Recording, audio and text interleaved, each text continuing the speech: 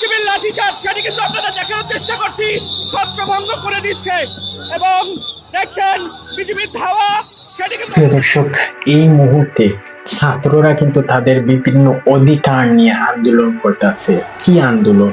বাইতুল মুকাররমের প্রত্যেকটা নামাজের পর থেকে গিয়ে কিন্তু ঢাকার গুলিস্তানের বাইতুল মুকাররমের নামাজের পরপরই কিন্তু বিভিন্ন সময় ছাত্ররা আন্দোলন করে থাকে। প্রিয় দর্শক, ছাত্রদের আন্দোলন কতটা ভয়ঙ্কর হতে পারে তা জানতে পারবেন আজকের ভিডিওতে। ছাত্ররা মূলত আন্দোলন করতেছে আজ থেকে 1 বছর আগে। হ্যাঁ, 1 বছর আগের সেই ঘটনাগুলোকে কেন্দ্র করে, ঘটনাগুলোর উপর ভিত্তি করে তারা এখন আন্দোলন করতেছে। তারা নিজেরাই নেতৃত্ব নিতে চায়, তারা নিজেরাই তাদের মতো করে গড়তে চায় সবকিছু। তারা নিজেরাই তাদের মতো করে উজ্জ্বল ভবিষ্যৎ, তাদের উজ্জ্বল ভবিষ্যৎ এবং তাদের যেই বিষয়গুলো রয়েছে সেই বিষয়গুলো তাদের উপর ভিত্তি করে তারাই কিন্তু সেগুলো করতে চায়। ঢাকার বাইতুল মুকাররমের মসজিদের দ্বিতীয় পিছনের গেইটে কিন্তু প্রতিদিন কিন্তু সেই বিষয় নিয়ে কিন্তু কেউ সংস্কারের বক্তব্য দিতেছেন, কেউ রাজপথে আন্দোলন করতেছেন, কেউ বা বিভিন্ন কিছু নিয়ে মাতামাতি করতেছেন। সে সব কিছুকে কেন্দ্র করে এখন ছাত্ররা সিদ্ধান্ত নিয়েছেন যে শিক্ষার্থীরা তারা তাদের মতোই করে থাকবে, তারা তাদের মতোই করে যা কিছু তার জন্য দৌড়বে। যখন ঢাকা বিশ্ববিদ্যালয়ের সব ছাত্ররা এক হয়ে একটা বিষয়ের উপর ভিত্তি করবে, তখন সেই বিষয়গুলো একেবারে বাস্তবায়ন হতে হবে। যেমন আজ থেকে কিছুদিন আগে, যেমন সামান্য 2 বছর আগেও ঢাকা বিশ্ববিদ্যালয়ের ছাত্ররা কোরআন শরীফ পড়তো না, নামাজ পড়তো না, নামাজের সময় ফাঁকি দিত, মেয়ে নিয়ে আড্ডা দিত। কিন্তু এখন দেখেন, এখন সবাই বাধ্যতামূলক নামাজ পড়া লাগে। এখন আর ঢাকা বিশ্ববিদ্যালয়ে কেউ সিগারেট ধরাতে পারবে না। কেন? এই বিষয়গুলো কেন হয়েছে? এগুলো কি অন্য কোনো তত্ত্বাবধানে হয়েছে? এগুলো তো ছাত্রদের অবদান। ছাত্রদের অবদানের ভিত্তিতে তো শেখ হাসিনার পতন হয়েছে। ছাত্রদের অবদানের ভিত্তিতে তো এই দেশের স্বৈরাচার, বিগত 16 বছরের স্বৈরাচার, যাকে কেউ ক্ষমতা থেকে ফিরাতে পারলো না, তার পতন হয়েছে ছাত্রদের মাধ্যমে, ছাত্রদের আন্দোলন। তো সেই ছাত্ররা যদি আন্দোলন করে আরেকটা জিনিস নিয়ে, তাহলে সেই জিনিসটাও তারা আশা করা যায় 1 মাসের ভিতরেই পেয়ে যাবে। 1 মাসের ভিতরে, বেশি সময় লাগবে না। জুলাই থেকে আন্দোলন হয়েছিল 2024 সালে। জুলাই থেকে আন্দোলন হয়ে জুলাই আগস্ট, মাত্র 1 মাসও সময় যায় না, 1 মাসের ভিতরে স্বৈরাচারের পতন হয়েছিল। যদিও সেখানে যারা ছিলেন এখানে কিন্তু সবাই ছাত্র ছিলেন না। 5ই আগস্টের ওই যে জুলাই আন্দোলনে যারা ওই যে স্লোগান দিয়েছিল, রাজপথে মিছিল করেছিল, এরা সবাই কিন্তু ওই যে ছাত্র ছিল না।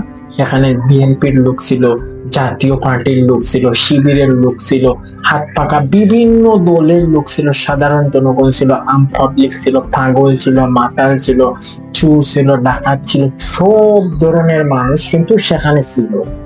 তো সব ধরনের মানুষ সেখানে থাকার কারণে সবার অবদানের ভিত্তিতে তার এইরকম অবস্থা হচ্ছে শেখ হাসিনা। তো যার কারণে কিন্তু ছাত্ররা হলো এমন একটা ভয়ঙ্কর, ছাত্ররা যখন উত্তেজিত হয়ে যাবে, যখন তারা তাদের ক্ষমতাটারে প্রকাশ করতে শুরু করবে, তখন কিন্তু তাদেরকে কেউ আর থামাতে পারবে না। বিশেষ করে যখন তারা তাদের নিজের অধিকার আদায়ের লক্ষ্যে মাঠে নামবে, ঢাকার রাজপথে নামবে, তখন তাদের সেই অধিকারটা হবে সবচেয়ে বড় ভয়ঙ্কর, সবচেয়ে বড় ভয়ঙ্কর আন্দোলন। সবচেয়ে বড় ভয়ঙ্কর আন্দোলন তখন তাদের সেই অধিকারটা হবে। ছাত্ররা যদি একবার জেগে যায়, তাহলে ছাত্রদেরকে বিভিন্ন সেনাবাহিনী, দেশের বড় বড় পোস্ট গার্ড, যখন এক হয়ে যায়, তখন সেনাবাহিনীরাও ছাত্রদের উপর কথা বলে না। ছাত্ররা অবশ্য সেনাবাহিনীকে সম্মান করে, শ্রদ্ধা করে, কিন্তু সেনাবাহিনীরা ছাত্রদের অধিকার সেটা খুব সহজেই বাস্তবায়ন করে এবং রেখে দেয়। কেননা ছাত্ররা হলো এই দেশের সম্পদ। আগামী ভবিষ্যতের বা আগামী যে ভবিষ্যৎ আছে, সেই ভবিষ্যতের সম্পদ হলো এই দেশের এখনকার ছাত্ররা। আর এখনকার ছাত্রদেরকে যদি মানসিক দিক পাল্টে ফেলা হয়, তাহলে কিন্তু ছাত্ররা পরবর্তীতে গিয়ে কিন্তু যে বাঁশ রয়েছে, সেই আইখানা বাঁশ কিন্তু দেবে। এটা কিন্তু কেউ আসলে টেনে বের করতে পারবে না। তো যার কারণে সেই লক্ষ্য হলো যে তারা চায় যে তারা নেতৃত্ব নিতে চায়। তারা বারবার রাজপথে মিছিল করতেছে, আন্দোলন করতেছে, বৈঠক করতেছে। তারা বলতেছে যে আমরা নেতৃত্ব চাই, আমরা নেতৃত্ব চাই, আমরা নেতৃত্ব হলে আমরা অনেকটা স্বচ্ছন্দে বোধে থাকতে পারবো, আমাদের অধিকার আদায় করতে পারবো। এবং বিভিন্ন ধরনের মানুষ, আরো বিভিন্ন ধরনের মানুষ কিন্তু তাদের যে অধিকার আছে সেই অধিকারটা আদায় করার লক্ষ্যে কিন্তু তারা বিভিন্নভাবে কাজ করে যাচ্ছে। ইতিমধ্যে তাদের কাজের সফলতা কিন্তু প্রায় 70% প্লাস তাদের কাজের সফলতা। কিন্তু এই আরো 30% যদি তারা সফল হয়ে যায়, তাহলে তারা তাদের যে পূর্ণ অধিকার, সেই পূর্ণ অধিকার কিন্তু বাস্তবায়ন হয়ে যাবে। এবং ছাত্ররা কিন্তু তাদের মতোই কিন্তু করে চলতেছে, যাচ্ছে, করতেছে। কিন্তু আগে দেখেন ঢাকা বিশ্ববিদ্যালয়ের অবস্থা আগে কি রকম ছিল আর এখন কি রকম আছে, এগুলো তো জান নাই। মাঝে মাঝে কি ঘুরে আইসেন তো দেখবে। হ্যাঁ, অনেকেই বলতেছে যে আগে ঢাকা শহরে 5 লক্ষ 10 লক্ষ টাকা নিয়ে যাওয়া যাইতো, টাকার নিরাপত্তা ছিল, কিন্তু এখন নেই কেন? তারা হয়তো জানে না টাকার নিরাপত্তা এখন আরো বেশি। আগে আপনি 5 লক্ষ 1 লক্ষ 2 লক্ষ টাকা আপনি নিয়ে সেখানে চলে যাবেন। হ্যাঁ, আপনি সেখানে নিয়ে চলে যাবেন, আপনাকে পুলিশ ধরবে। পুলিশ ধরার পর আপনাকে জিজ্ঞেস করবে এই টাকা কোথা থেকে আনছো, আপনি বলবেন অমুক জায়গা থেকে আনছি। তখন আপনি প্রমাণ দেখাবেন। তখন তারা বিভিন্ন কৌশল, বিভিন্ন কিছুর মাধ্যমে চাইবে যে আপনার প্রমাণটাকে ব্যর্থ ঘোষণা করতে, যার কারণে সমস্ত টাকা কিন্তু তারা রেখে দিবে। কিন্তু এখন এমন হয় না, এখন এমন হয় না। প্রমাণ দেখাবে, আপনি ছাড় পাবেন, আপনি চলে যাবেন। আর আগে আপনার বিভিন্ন সমস্যার সম্মুখীন হতো যে আপনি যে 5 লক্ষ টাকা নিয়ে যাচ্ছেন, এই 5 লক্ষ টাকা নিয়ে কি করবেন, কোথায় করবেন, এটা কি কাজে ব্যবহার করবেন, বিভিন্ন কৈফিয়ত টাকা দিতে হয়। আগে ধরেন আপনি যে একটা ব্যাংকে গেলেন, ব্যাংকে গিয়ে আপনি সেই ব্যাংক থেকে টাকা তুললেন 10 লক্ষ টাকা। কারণ এই 10 লক্ষ টাকার কৈফিয়ত কিন্তু আপনাকে দিতে হবে যে কেন টাকা তুললা, কি করবা, এটা দিয়ে আপনি বিপজ্জনক কোনো কিছু করবা কিনা।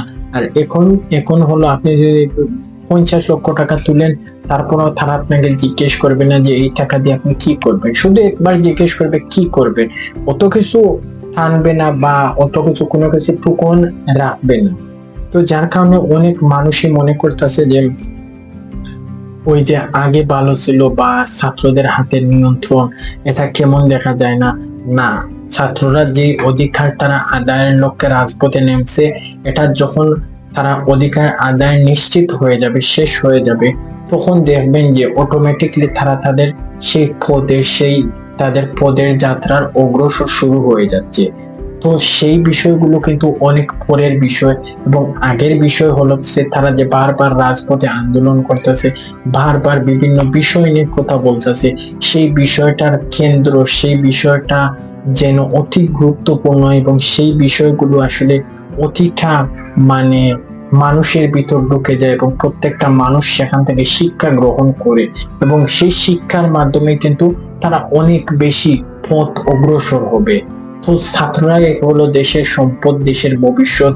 এবং এই ছাত্ররাই দেশের জন্য অবশ্যই কাজ করবে এবং দেশের প্রতি তাদের দয়া এবং মায়ার সৃষ্টি হবে। তো যাই হোক প্রিয় দর্শক, এই পর্যন্ত ভালো থাকবেন, সুস্থ থাকবেন, দেখা হবে পরবর্তী একটি ভিডিওতে। আল্লাহ হাফিজ।